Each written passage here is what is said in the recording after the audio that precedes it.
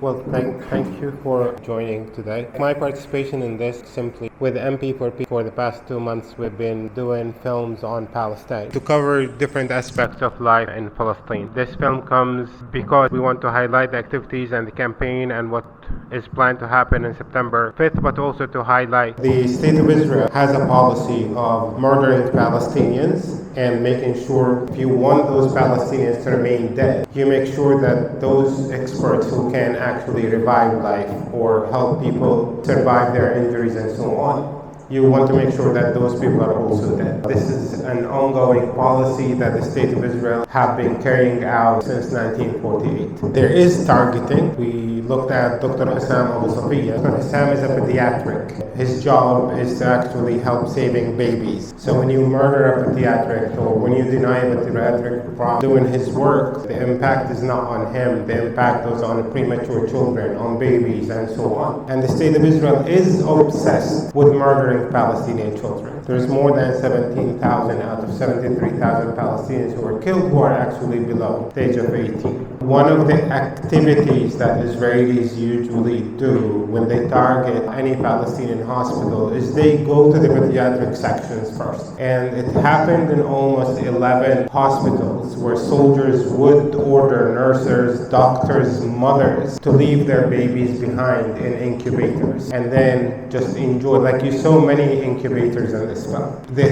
horrors of targeting Palestinian specialists in general. I don't want you to think that this is how the State of Israel looks at doctors. This is how the State of Israel deals with experts, being like scientists, being engineers, being academics, being poets. Thousands upon thousands of our experts were eliminated by the State of Israel. Why do they do that? It's simply because they want to destroy life now and they want to guarantee the destruction of the future, which is exactly what they did back in 47, 48, and 49, when they targeted our businessmen, targeted our intellectuals, targeted our political leaders, targeted our medics back with the first genocide and the first ethnic cleansing that was carried out by the State of Israel. And as a result of that, we had a generation that went on through the 50s, 60s, and 70s of Palestinians who are completely traumatized, Palestinians who were not educated, Palestinians who really could barely survive homelessness because the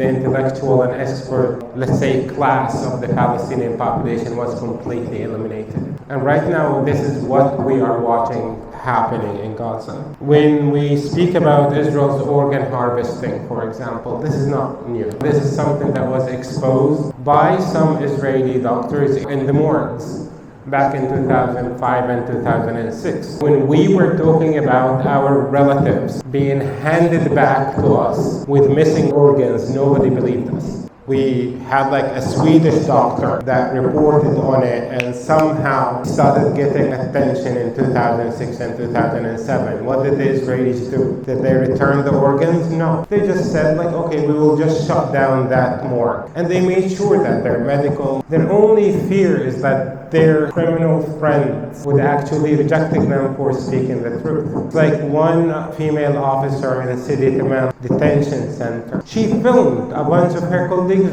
a Palestinian. What happened to their?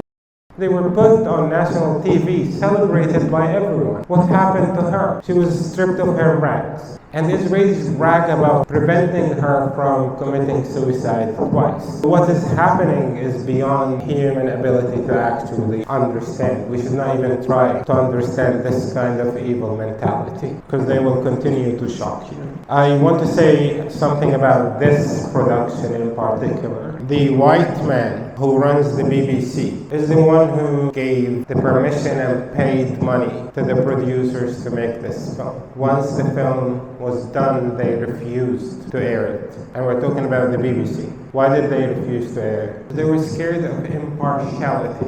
In the sense, when you're speaking about more than 250 people who committed their life to save others, and when you try to even focus on them and how they were murdered and eliminated, you are being impartial. Even though the reporter inserted Israeli excuses and justifications and so on, giving you the impression that, you see, there are some Israelis who feel bad for the crimes that they committed, which is actually like a form of propaganda. This production is something that would be approved by the Minister of Propaganda in Nazi Germany. But the BBC have went beyond goals and have went beyond the performance of propaganda in Nazi Germany in protection of Israeli criminals and Israeli criminal behavior. Last point, Israelis are right when they say that everything they do is legal, because the State of Israel makes sure that its laws are laws that protect criminals, pedophiles, and all forms of savage behavior. When the law protects criminals, it's simply because it's upheld by criminals, it's made by criminals.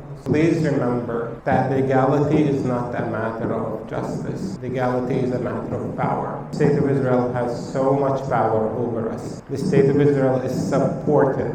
Many people keep saying like, the world is not doing anything about this. This is naive of us to say. Every single government on the planet that has diplomatic relations with the State of Israel is actively supporting Israeli criminals. I am not exaggerating when I say we've been witnessing a world war on 2.2 million Palestinians in Gaza. Yes, we say like, now it's shifting towards the West Bank. All the atrocities you see in the West Bank serve as a distraction from every single second. Each and every one of us is forced to survive in Gaza. Don't get distracted. I know this is a heartbreaking reality, but please keep focused on it, because that's the least we can do to honor those who were murdered and those who are being murdered and those who will continue to be murdered by Israeli criminals. So thank you so much for listening, and thank you so much for attending.